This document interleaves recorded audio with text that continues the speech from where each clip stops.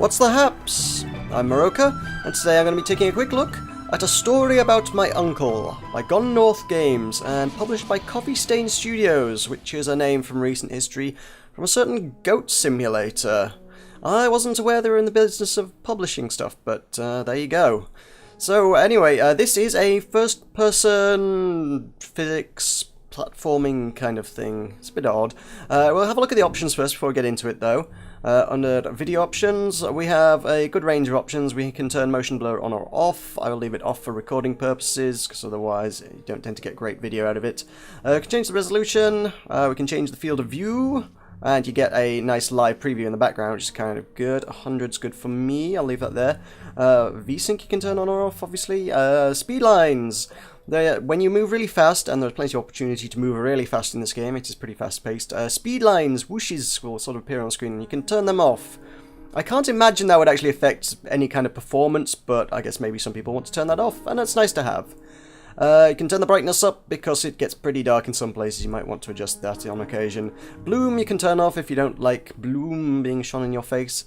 And we have levels of detail, texture qualities, and AA up to 8 times. So got a good range of options in this game. It's not a bad range there. Audio, we have sound, music, and voice all on separate sliders. Subtitles toggleable, all good there.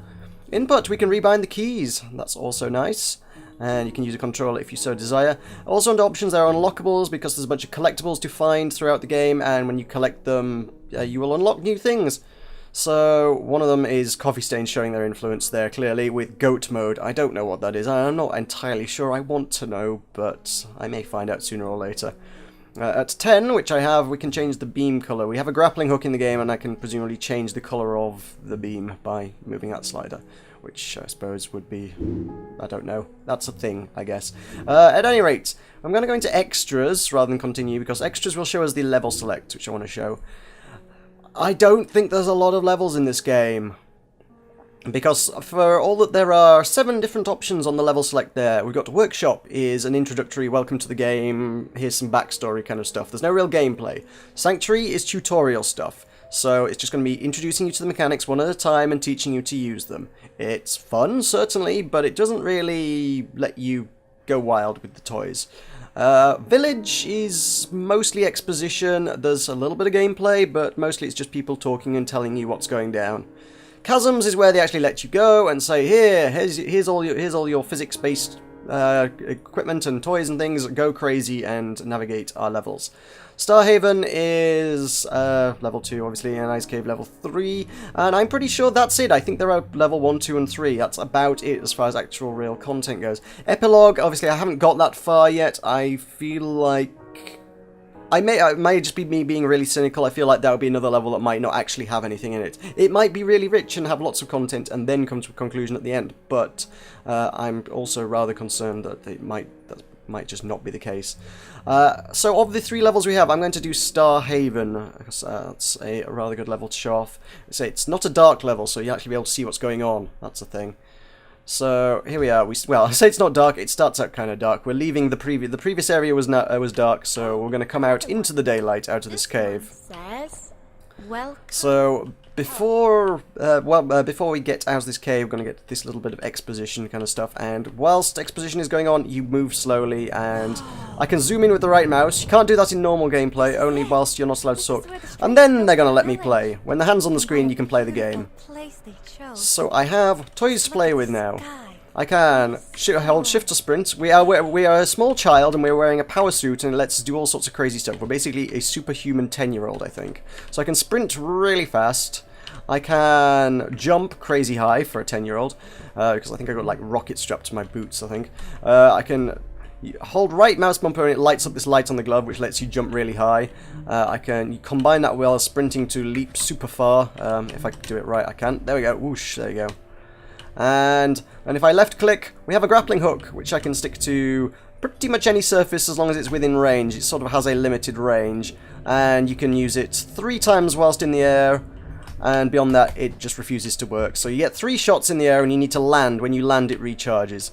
So those are the basic mechanics. Later on in this level, you also get some rocket boots that let you jump even further, but that's later on. For now, these are the main toys, and we're going to use it just kind of like that. to finally feel the sun on my face and a gentle breeze in my hair.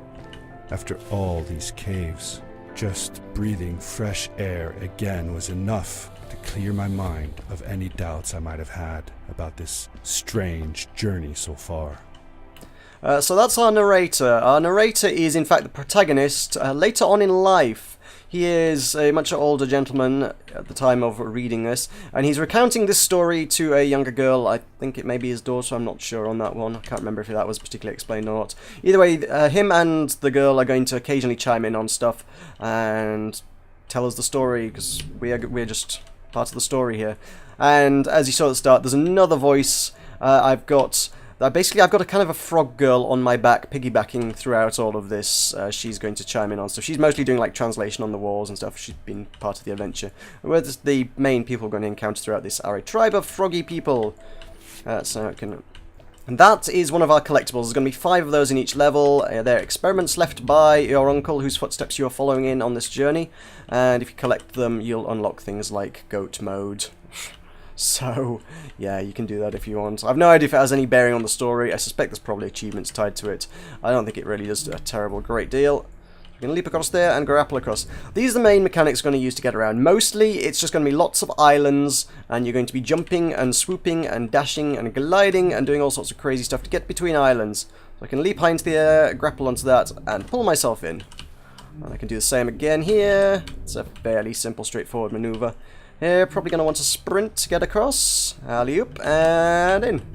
You can stick to damn near anything, as I say. I think I think the actual characters are the only thing I haven't been able to grapple onto. For obvious reasons, I would have thought, because people are... I can't imagine they would enjoy being grappled onto. So what have we got across here? It's just a leap across there, haven't we? Alley-oop.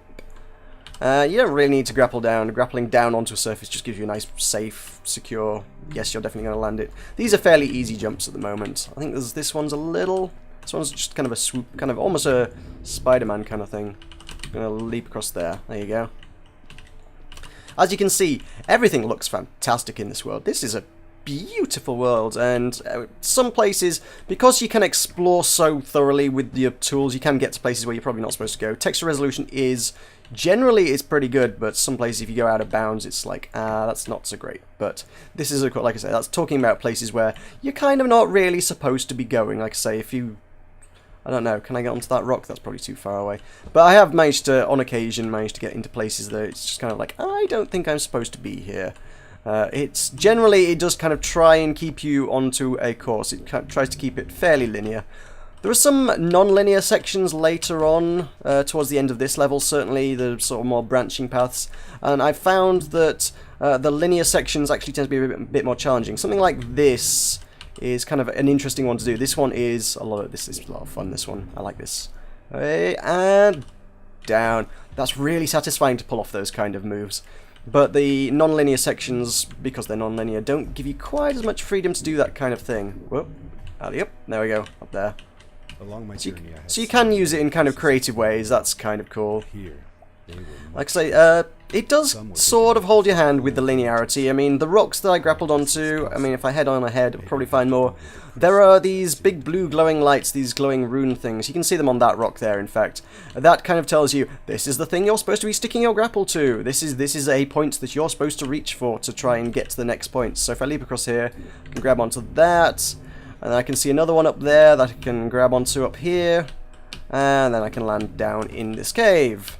So it tells you pretty much where you need to go with a big blue glowing lights. So you're never particularly unsure. Some jumps you'll do kind of blind. Sometimes you'll grab one and you'll be like, I don't know where the second one is until you get in range. So if I grab this, the second one will become a little bit more obvious as I get closer to it. And then grab that, because that's where the light is. Aim for the light. For all the linearity, it really shouldn't hold anything against it, because it is a lot of fun to do this, even when you know where you're going. Swooping around, just grappling onto things and swinging through the skies.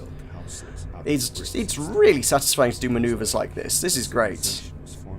I mean, I've not actually played any of them myself, but, oh, crud. I let go of that. I've seen quite often... A lot of people do seem to criticize, like, the Spider-Man game, saying, oh, the grappling mechanics are nowhere near as good as you'd expect for Spider-Man to have. Well, Try this. This is great grappling mechanics. This is exactly what you would expect from being able to swoop through the skies on a strand of, I don't know, energy. I'm not sure what the deal is with the suit. It's just some magic crazy suit that your crazy uncle managed to make. And it just happens to be in your size, so now we can grapple our way through the skies. And it's also, I don't know if I'm going to make that, so I'm not going to make that. Dang. Right, let's try that again. Up, up, come on, one more. It's kind of difficult to describe. I don't know whether it's going to be conveyed particularly well through the medium of video, but like I say, the mechanics feel really, really good. It's so much fun to do this. Every maneuver you do is just with the grappling hook. It's just so satisfying, just to swoop through the skies, like I say. Okay. Get some speed up. You get a little bit of air control, so I can. Yeah, there we go. Ooh, made it onto the second ledge. Nice. Get me up there. There we go. Good stuff. So around here is, I think there's just a pretty tree around here. I've been here before. I've done this level. So again, this is because she goes, whoa, I guess it's kind of an exposition bit. I get my controls taken away from me, and all I can do is zoom in on the plaque, which is in an alien language, so that's not much use. I'm not really sure what this is supposed to be, but it's pretty... Well, it's pretty, is what it is. Yeah, it's pretty cool. Well, very much an emphasis on crystals in this area, and they look rather nice. There is... This game does look visually beautiful. I'm loving all of it. It's kind of almost got this, almost kind of a painting kind of thing going on. I mean, it's not, but it is at the same time. I don't know. It's kind of a weird aesthetic to describe, but I don't know what it is, but it looks great. I'm loving it. So as I say, I think my main concerns are that it is a little, may well potentially be a little short. So this is level 2 of... Can I get onto that rock? No, I was hoping to land on that. It may be, I think there may only be about 3 levels, and they're probably at most about half an hour long each. The initial content, getting to the start of this level, took me about an hour and a half. Am I getting... Let's play a game. And I did have an issue where I lost my game save data, so I don't know whether that's the fault of the game or Steam, actually. I have a feeling that may be a Steam Cloud issue. I just failed some challenge there, didn't I? I spent a lot of time trying to do that challenge before, so I'm not going to bother with it now. And I failed anyway. Yeah. So, like I say, it took me about an hour and a half to get to the start of this level, and then I lost my save data, and it took me about half an hour to get back. So once you've got the hang of the mechanics, you can get around pretty quickly and burn through the levels pretty fast. So it's... Oh god, where am I going? It's not an especially long game in that regard. But I think what there is here is immensely good fun. I think my other gripe would be the voice acting is kind of weak, but that's not a major deal with it, to be honest. Oh, and the animation of the characters. Not that you see the characters very often. You don't often run into them, but the animation is kind of a little... That's weak as well. The gameplay is really the strong suit of this thing. If you like, you know, swooping around on crazy futuristic space devices, then that's what this game has. If you're coming here for stunning voice acting and animation, this is probably not the place to find it. There's a hidden doodad somewhere around here beeping away. You can hear them beeping, so you can usually get a handle on them.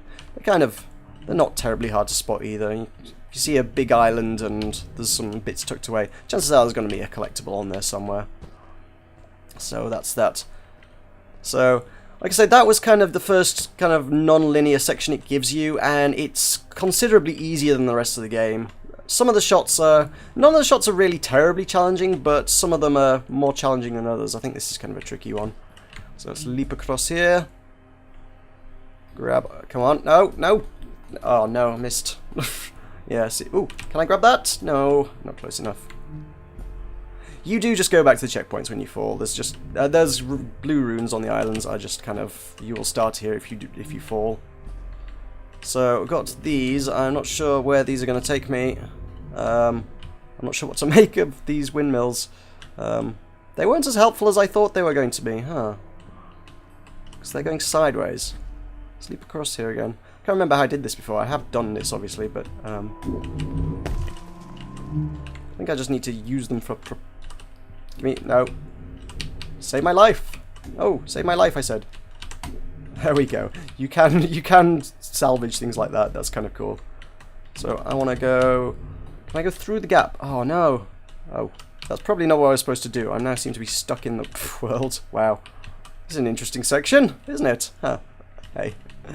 But this is a story about my uncle. This is out now on Steam. It is £9.99 or your regional equivalent. It does have a launch week discount, which brings it down to, I believe, £8.99. So you can get it a little bit cheaper there. We can get up... Oh, I've got one more grapple as well. I can get up this way. There we go. That was probably not how I was supposed to do that section, but it seemed to work. Oh, we got the boots. Oh yeah, let's test them out.